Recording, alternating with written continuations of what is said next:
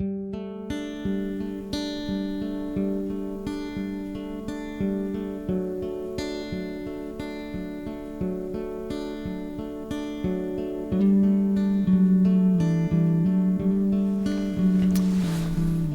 everyone, welcome to another video.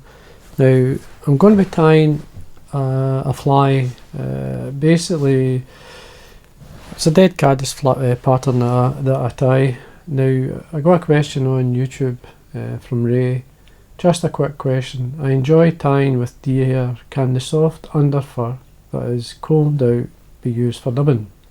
If so, would you mix it with something else like CDC, rabbit fur, etc. Usually it ends up in the hoover. Now, a lot of materials end up in the hoover that we could easily use for tying flies. Now, what I'm going to show you is basically, I actually tie a dead caddis pattern. It's a great pattern, especially there's one caddis, especially the granum. Now they hatch in the millions of them. Now they eventually die. Now when you get as many caddis hatching like that, they eventually drop onto the water. What happens when they'll do their business, lay their eggs, and all the rest of it, fly back to the trees and lay under the leaves and they just hang there until they die. Then wind comes along, or you even brush the tree, you'll see them falling off. Like this one, this is one of them here. Great wee fly. This is just a wee, it's a dead caddis I call it. It's basically tied with the deer hair in the body as well as the wing, which is it's a simple pattern like elk hair caddis like, but you can mix the dubbing. I've got some here. There's the deer hair and the dubbing I've basically combed out, and you can easily use that. And you can like get your CDC. I'm just going to show you the CDC feather here. This one's a dyed feather. This is one I dyed. It's just to give the impression of natural grey. But you could use a natural. You just trim away. I usually trim away the fibres off the side. Now I do that and keep the tips for hackles. I use them for nymphs and a lot of things, but I never throw them away. But then you end up with, obviously there's some CDC, and there's where, in this case, I'll just take a wee drop, the underfur and some of the broken fibres from the deer hair, and I just mix it through. You wee drop, use up everything, but I like to use the broken ends of the deer hair. Take out, there's a bit of the skin there. Just remove that. Now anyway, that's it blended, so I'll lay that on my desk. Thread wise, I'm just using a dry fly hook. This is the ultimate dry. In this case a size 16, which that suits the granum. You can use a 14 or a 16 with a granum. Now thread colour I'm just using in this case, it's a light grey. This is the F.Mill thread. Just run the wax through it, get it started. Now you need the grip, you nearly got to wax your thread. It makes it easier to use. So then we start at the eye. Just work our way down. We're going to put the body on first, so we can use our dubbing, which is blended. Now when you take the deer hair out and you're using it, you'll get quite a lot of underfur. You've got to take that out so you can stack it, and as I say, you can gather it up. It does take a bit of gathering up depending on the patch. Some patches have a lot, some don't. If you get a patch with a lot of underfur, then it's certainly worth keeping. So there's our dubbing. We've got our deer hair, we've got our underfur from the deer hair as well as the CDC. So we just roughly dub it on. Just roll it round. Then what I like to do is slide it up, get it started, do a turn, and then you just work your way up, tighten it when you need to, and you want a good caddis-like body, so you want a nice thick body. Just tighten it up a wee bit.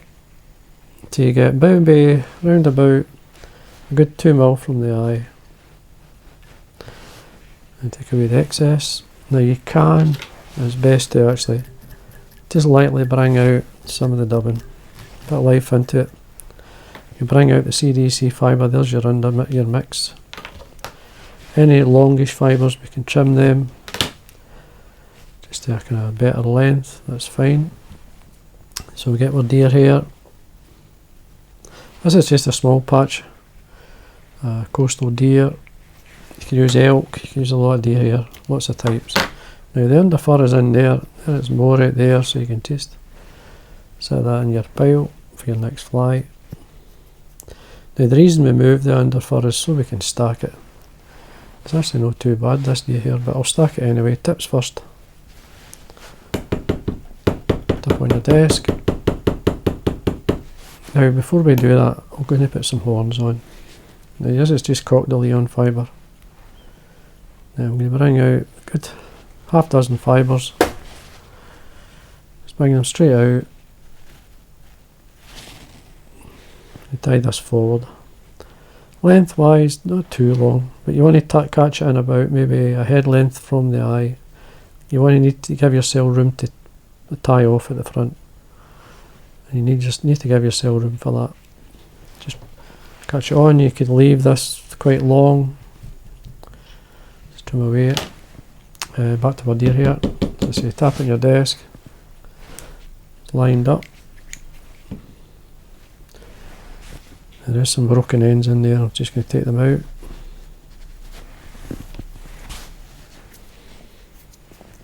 Length just at the back of the hook, just slightly by. Now I'm actually going to tie this on when you trim it, so I can tie it on the top of the shank, because I'm going to put some dubbing in there, and more of the dubbing in front. So I'm just going to take the thread into the cut ends, come round the cut ends about 3 times. There's the wing, and then I'm going to tie it down. Now just wax your thread, just gives you the grip.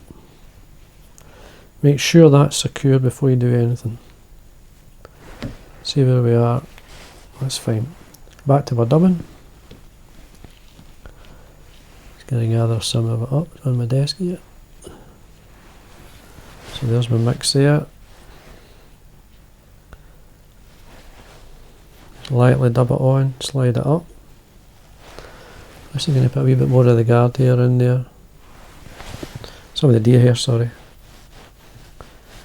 Dead easy to mix. You can blend anything, you can mix anything into a dubbing. I'm going to work from the eye of the hook nearly up towards the wing. Just build up a nice wee thorax.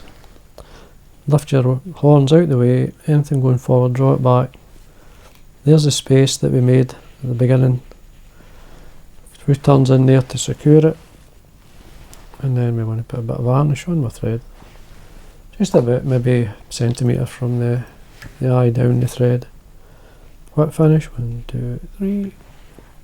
Tighten up. Trim away. And then what I like to do as well is just Velcro, bring out some of the dubbing, especially in the thorax area, just to sort of blend into it. Now this is, as I say, a dead Caddis pattern. It's very important. It's to have light, a fly as light as possible, something that's sits on the surface much like basically dust, so it rolls and twists, and this will float really well. Leave the bits of deer hair. This is part of the way every fly, that you'll get slightly different fly every time you tie, especially with a dubbing like this. So there we are, folks. That's the dead Caddis pattern tied. Just using the under fur, a wee bit of CDC, obviously a bit of Costal to give the impression of horns. This will work for a few flies.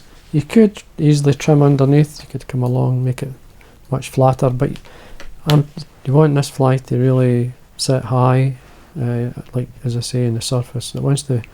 I grease my leader up so that it moves quick, because these, like when the wind's blowing them, they'll kind of roll over the surface because they're so light, and the fish, as I say, just love to rise to them. And there is times you really need a light type Caddis like this. So anyway, Ray, I hope that answers your question, and I hope everyone enjoyed the video. Like always, thanks for watching. Until next time.